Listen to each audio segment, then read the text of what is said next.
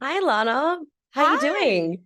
I'm doing good. Your background is like on theme for our Oh, thank you. movie. I had to make it match. I had to make it fit. But thank you so much for joining me. My name's Bianca. I'm from Student Edge. How you doing? How's your day been?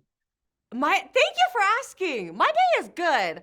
I just ate a hamburger. I get to Oh, talk to yum. all these nice people, so it's been going great. Oh, good. That's really good to hear.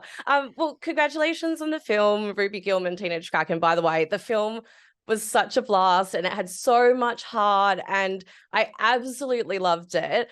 And I know you've mentioned on Instagram, like it's been your dream to voice a DreamWorks animation character since you were a kid. Like, what was it like to get to live that childhood dream?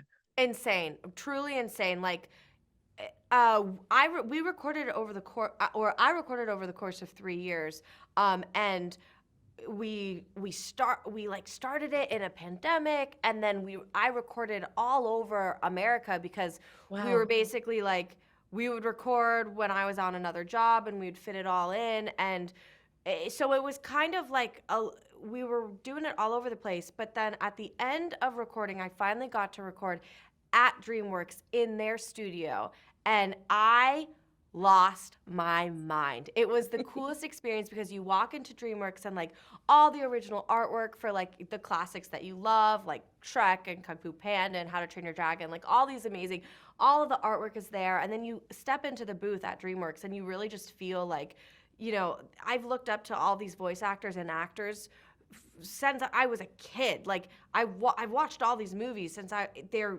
defining in my young adulthood, and now because these are now my comfort films as an adult. And so I was just really really honored and excited to work with DreamWorks, and I couldn't believe my luck. And even when I screened the movie for the first time, when the DreamWorks like opening segment came on, I like immediately started to cry. I was like, "Oh my god." So, I was really excited and still am, and I think always will be.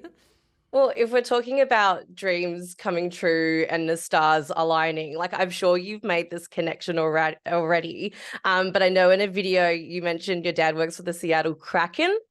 So like, do you think that was a sign of the stars that like this, role was, out there for you?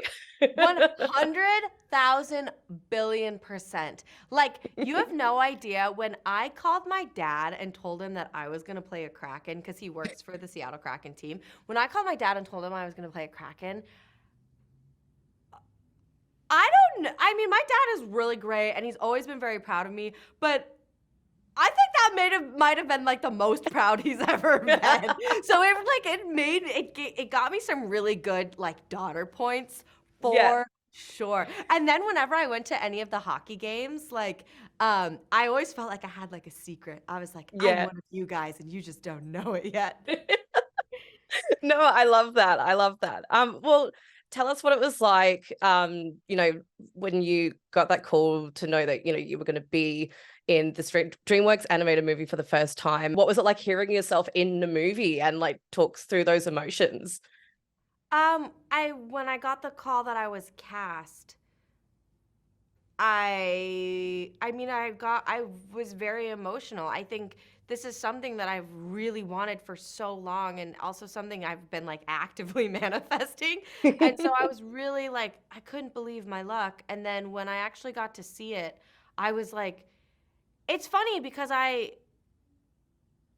don't want to say I'm used to like watching myself because I don't think I'll ever be used to watching myself, but Mm, I'm used to seeing like the Lana human form. Like if I do yeah. watch my work, it's in the Lana human form. And so it was really cool to kind of see this to see how they decided to animate her, and to also see that a lot of her facial expressions they drew from my own when we were recording it, because we always had a camera in front of me as I was recording to track my facial expressions. And so it's kind of like, oh, like that's not me, but that is me, weird. And I it was really cool, and I'm so grateful for the opportunity. I was going to say, talking about being in the recording booth and things like that, like we see behind the scenes actors getting quite into the physicality and the energy and stuff of it. Is that something you got straight into? Like, what was your first day like in the studio recording? I don't know. That's a great question. I don't know if I got straight into it, but I definitely found it the longer Mm, we recorded. I think that Ruby's physicality is very huge well, yeah, obviously huge in scale, but like the Gilmans as a family, they're very twisty and like they twist up into themselves and they're really lanky, and so their physicality is very, very important in our film. And so as the more and more times I would go into the booth, the more I realized how important her physicality was. And so I naturally would end up like having my limbs like all tangled, or like I'm naturally like I self-soothe a lot, so I like hold myself mm. all the time as it is. So I started doing more and more of that, and as I started to try and bring as much movement as I could without, ruining the take or ruining, the audio, I actually felt that the physicality helped me a lot, and it's really cute because when I watch the film, I see her like wrapped up in herself, like physically, and Mm. I'm like, oh my God, I do that in life so much. Wow. Well, in the film, your mother's played by a very own Aussie, Tony Collette.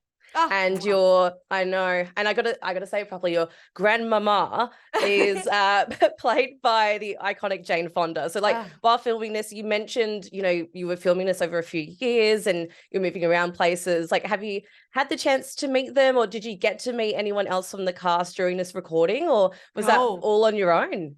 I never met anyone and I never heard anyone. Um, our producers decided to tell me like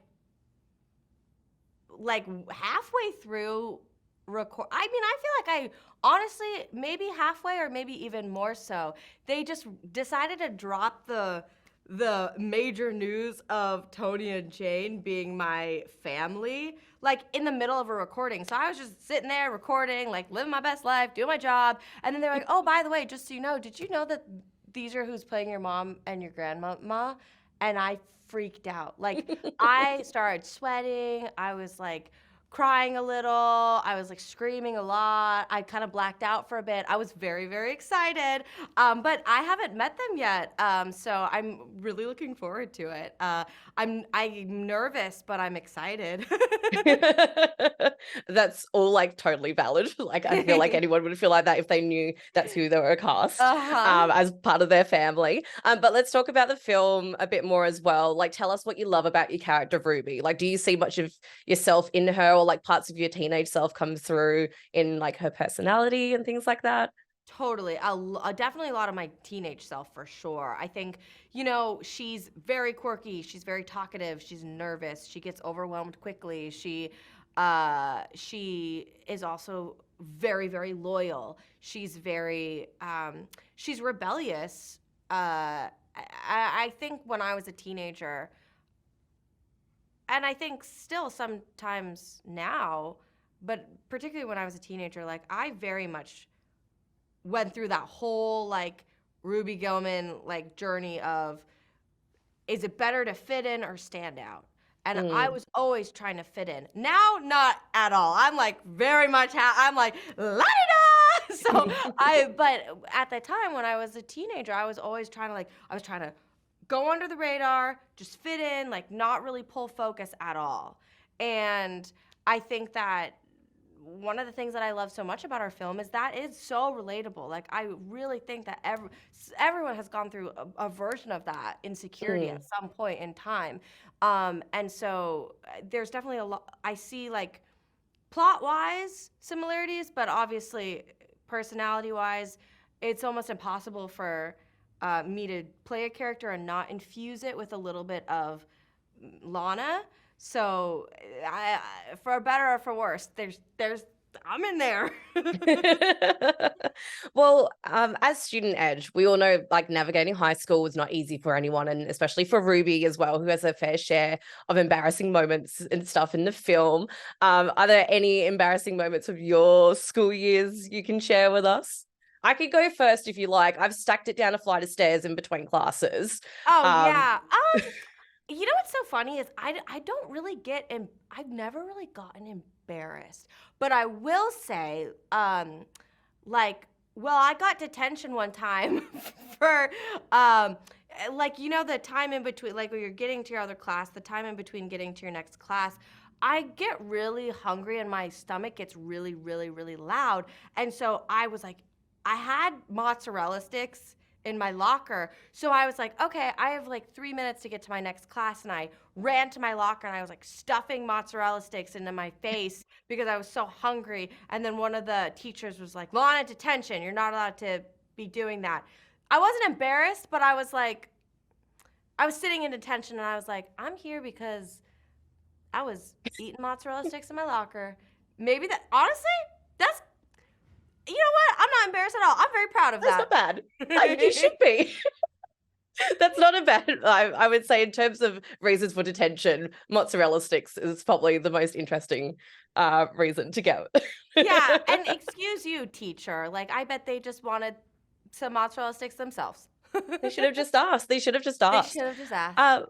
Well, I was going to say, like, a really interesting theme in the story is about defying expectations, and everything the audience thinks they knows about krakens and mermaids is like spun on its head. But Ruby also challenges the expectations from her family when it comes to like being herself and what they want for her and things like that. And it's definitely a theme that people can relate to. Like, did you connect with that at all in any way? Yeah, I mean, I've been very, very fortunate to have a very supportive family life. Like my mom and my dad are absolutely my number one supporters, and they've always encouraged me to try and reach for my dreams. And but I will say, I think my entire like childhood we were always on the course of a college education. Like college was never like a question. It was like you're going to college, period. And when it came to that time as a senior in high school, I booked my first job, and so I went and I filmed that job. And then I didn't want to go to college. Like I was like, I want to act, and I'm doing that right now. And and like I would like to keep trying. I would like to maybe I'm a one-hit wonder, or maybe I can make a career out of this. But I think it's now versus never. And so my parents were like, okay, we'll give you a year to try and get another job. And if you don't get another job, you'll go to college. And so I deferred from college, and I didn't get another job until 9 months. So I was real close. But I was like, I was pretty adamant with them, like, this is what I want to do. I want to make a career for myself out of this. Please, let's take that risk together. Let's take that risk and and jump off the deep end there. And I got lucky that it worked out for me. But I think in terms of making bold moves and like kind of completely veering off of what you had always thought for yourself for your future, like I definitely took that leap of faith, but I was able to do it with my parents, and they were super supportive of me. Amazing. Well, thank you so much. Just one final quick question for you, Lana, today for our members, and this could be for Ruby Gillman as well. What advice would you give to teenagers who are trying to figure out who they are as they go through school? The advice I would give them is your differences is what makes you unique, and